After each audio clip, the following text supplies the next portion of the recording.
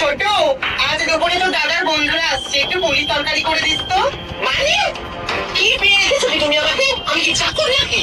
তোমার এই জঘন্য বর আর তার জঘন্য বন্ধু বান্ধবদের জন্য আমি কেন কেটে মরবো? ছোট, মুখ সামনে কথা বল।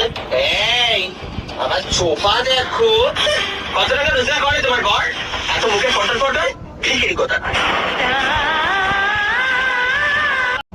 ততক্ষণ জলটা গরম হোক, রান্নাটা দেখে আসি। ছোট লোক বাড়ির মেয়ে আবার গিজারে চান করবে? এবার কারেন্ট শখে বড়। জলটা বোধহয় গরম হয়ে গেছে। ছোট ছোট, মা পুজো দিতে যাচ্ছি। ছোট দাঁড়া, আমিও যাবো। হ্যাঁ চল। কি তুমি একটা অনকালচার মহিলা আমার সাথে একটা ক্লাসি মন্দিরে যাবে? তুমি জানো ওরা নিতাম্বারের মতো লোকেরা আসে। ছোট, আমি তোর বড় যা, আমি দেখি তোর মানি লাগবে? হ্যাঁ অবশ্যই লাগবে। একটা বাটি প্রিন্টের শাড়ি পরে জঘন্য মহিলা আমার সাথে গেলে আমার স্ট্যান্ডার্ড নষ্ট হবে। তুমি বাড়িতে থাকো। বদ্দি, তোমাকে যে পৃথিবী ছেড়ে চলে যেতে হবে।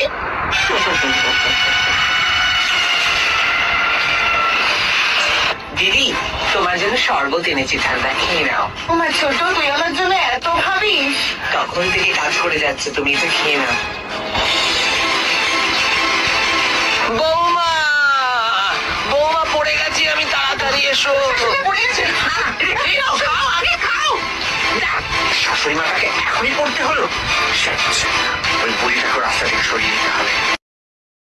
আচ্ছা মা, অনেকদিন ধরে আপনি আপনার সোনার গয়নাটা খুঁজে পাচ্ছিলেন না, চলুন না একবার বদ্দির ঘরে চেক করে নি। না ছোট, তোর কোথাও ভুল হচ্ছে, আমার আলমারিতে কেন থাকতে যাবে? আসুন আসুন, চেক করতে কি আছে? ছোট ছোট, তুই কি সন্দেহ করছিস?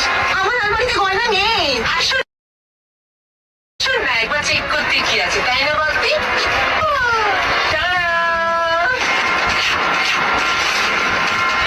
বদ্দিকে বাড়ি থেকে ছাড়ানো এটাই একমাত্র উপায়। চোরের বদনা। আমি চুরি করিনি, আমি চোর না মা, আমি চুরি করিনি। যাই।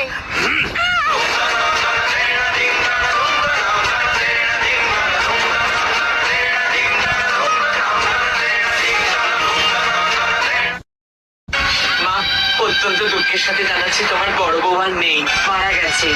তো এবার তুমি সব সম্পত্তি। দাঁড়াও,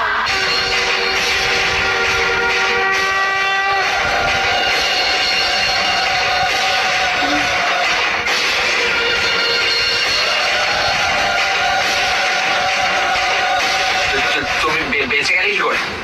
রঘুবীর আমাকে বাঁচিয়ে নিয়েছে, কিন্তু তুই তুই তোর সত্যের সীমা ছাড়িয়ে নিয়েছিস। একদম বাজে কথা বলবে। তুমি আমাকে চাও? তোর মতো কাল সর্পের জায়গা এই বাড়িতে নেই, বেরিয়ে যা বাড়ি থেকে। আমি আবার ফিরবো।